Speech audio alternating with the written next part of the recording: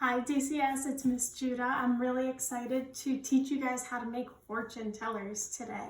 I used to use these all the time and sometimes I still do when I get a little bored. So let's get started with making them. All you're going to need at first is a piece of paper. If you have a perfectly square piece of paper, you can skip over this step. If you don't, then let's do what we got to do to make it square. So we'll take the top corner and fold it all the way over till it meets the edge of the paper. And we'll put a crease in it. Then this part that's still hanging back, we'll fold back until this meets the edge of the paper, and it kind of looks like a little sailboat. So what we're going to have to do is cut this piece off. So what I do, just because I don't feel like reaching for the scissors, is I'll fold it on this side, I'll bring it back and fold it along the same crease on the other side, and then I can hopefully just tear it apart with my hands. And do this slowly or else a big rip's gonna go somewhere in the paper you don't want it to.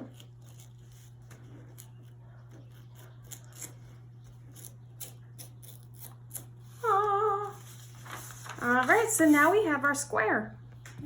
So the next thing that we're gonna do, now that we have our square piece of paper, is we're gonna fold it in half.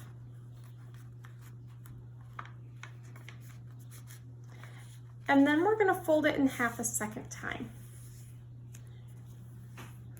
And it's important to fold the paper a lot as you do this so that the paper is more flexible as you start to play around with it as a fortune teller. So I'll fold it again. I don't think my folds are gonna be perfect, but that's okay. And then I can unfold them. And now I have two more creases. So, and I have a clear middle part. So now I'm going to bring each corner in to that middle part and fold them down.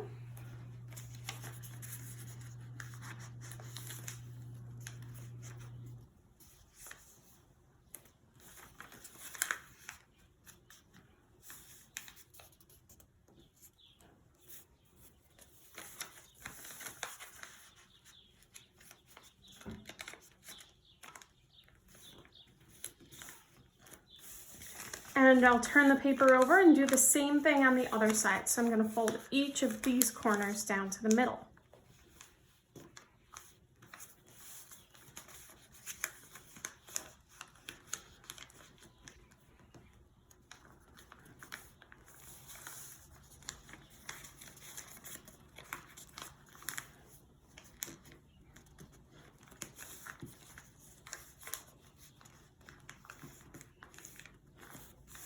And now I can fold it in half.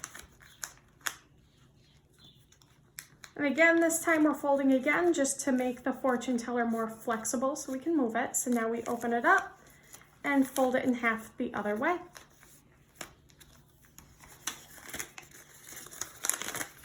And there we go, we finished making our fortune teller. So you can go ahead and color this in and do whatever you want with it. I'll show you what I do with mine. I made another one just so that you don't have to watch me color everything in. So I tend to start by making each of these outside parts a different color. And I think it's important, since you're going to be moving the fortune teller based on whichever color someone chooses, that you pick two of them with an even number of letters and two of them with an odd number of letters. You don't have to do that, but that's just how I always try to make sure I do it. Make sure that there's an even chance of getting to either part of the inside here.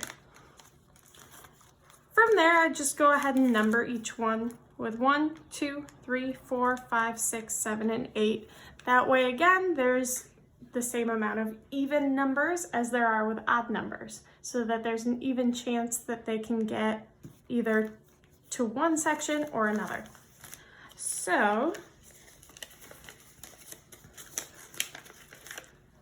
We'll start by playing a bit and then I'll show you the answers that I came up with after, but I don't want there to be any cheating here. So I've got my test subject with me here. Point to the one that you want to pick. Purple, excellent choice. So now I would spell out purple. P-U-R-P-L-E. Now they get to choose between the numbers 1, 2, 5, and 6. Point to which one you want. 1. Now they have the choice between 3, 4, 7, or 8. 4. Let's see what they got. Game night. You get to pick the game. So what I ended up doing with mine is I tend to, just like I like to make sure there's an even number of even numbers and odd numbers, I also like to make sure that in my fortune teller there's an even number of good fortunes and bad fortunes. But I tried to make the bad fortunes a little more mellow this time so that it's still fun for everybody. So I made mine kind of themed for staying at home. That you get to pick what's for dinner, but you have to do the dishes. That's one of the bad ones. But on the other side, they just get to pick what's for dinner. Over here, I have this movie night, but I get to pick the movie. Good for me, bad for them. But on the other side, they get to pick it. Over here is game night, and I get to pick the game. But on the other side, they get to pick the game. And then last but not least, we have a workout one. So the bad one is 50 push-ups. No, thank you. But they also have a chance to go for a walk in the park. Very awesome. So fortune tellers are a lot of fun. You can make as many or as few as you want. And I'm excited to see what you come up with. Don't forget to show them off. Have a great day, ZCS.